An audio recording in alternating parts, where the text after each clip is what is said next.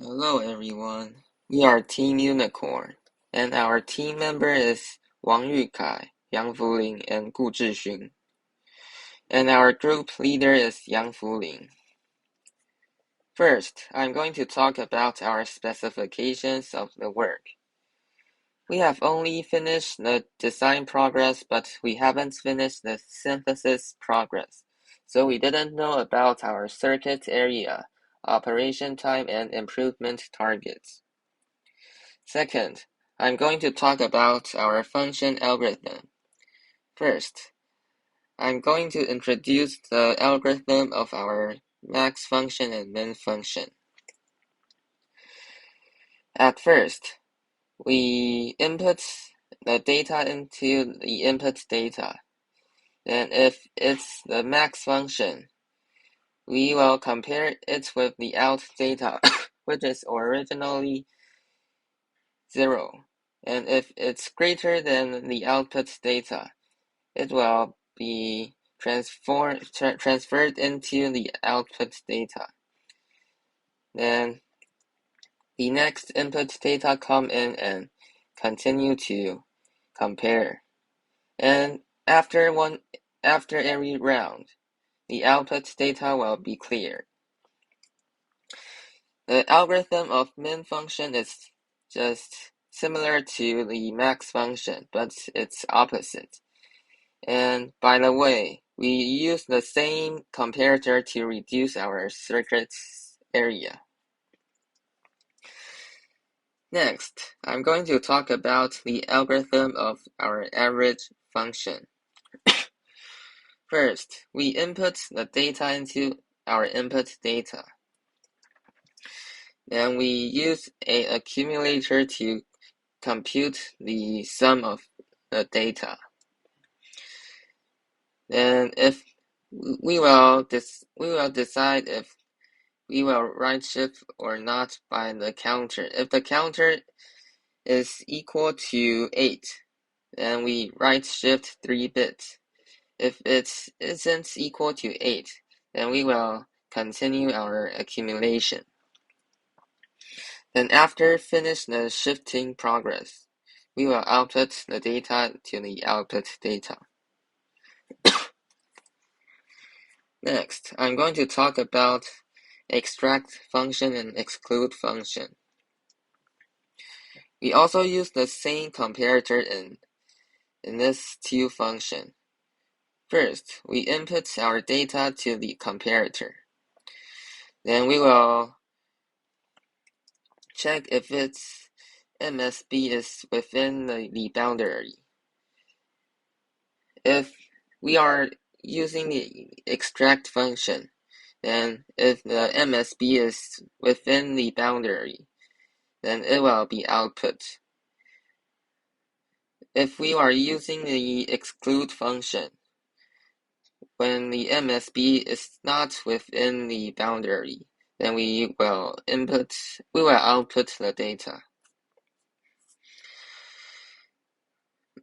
At last, I'm going to talk about our peak max and peak min function. It's also similar to the max and min function, and we also use the same comparator. At first, we input the data to the comparator, and we will decide whether the input data is greater than the output data or not.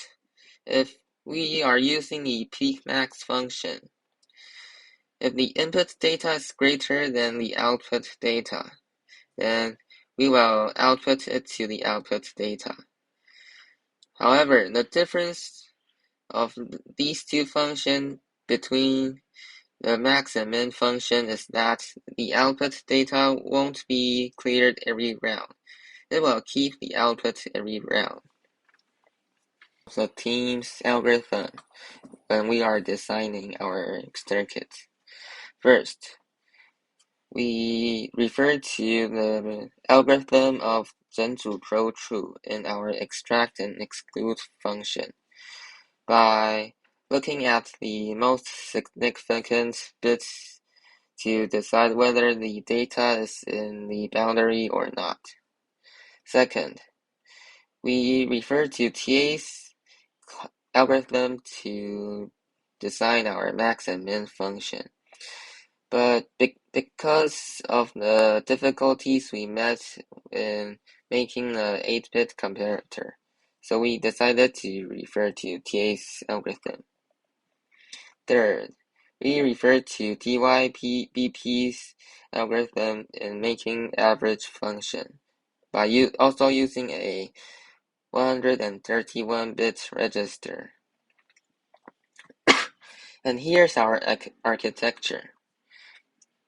We can see that we have the first square is show that our function select, and the second square show that our input data, and the third square shows the output data,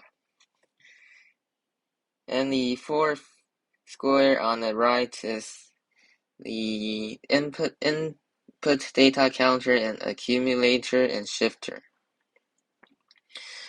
And the next one is a comparator for max and min. And the second one is the boundary comparator and the output select. And finally, the output. The known issues while we are designing is that we shouldn't ribbon a register in more than 2 always block. Second, reusing some blocks may help us attain lower area. Third, we have asked for help from TA, and they told us that iterating average method has some problems because it has calculated too much times. And the to be learned issues is that we should learn about how to combine many modules together smoothly. And the second is that we have to gain some experience in Verilog coding. And the third one is we should find some way to improve our design. And the design is our design progress part. In our design progress, we first determine our input and output pins. We consider how many pins we need in our input and output. And then we start to design our function. We design our 7 functions in order. And at last, we design our output signal valid. We check different functions have different time to output our signal, and we customize for every function. And now is our test bench progress. Just like we mentioned previously, we have finished all of our function and test bench, but we haven't finished our synthesize part. And this is our to-do list and team member job assignment. And here are our work schedule. We want to finish our synthesize before January 1st, and we will return to our synthesize test bench, and we will finish our final report before the deadline. Here are our possible issue and expected problem. First, we may accidentally create some latch and cause some problem like some initial value and some unknown. Second, we make a lot of inefficient circuit when we design our function. Since we made some problem, we use some inefficient circuit to solve the problem immediately.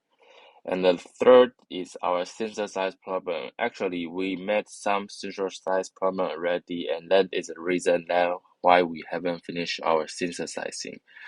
And we were trying to solve the error and and show our synthesized circuit. And fourth is our unexpected test bench. After we finish synthesize, the test bench, maybe the result of test bench may be different from what we expected.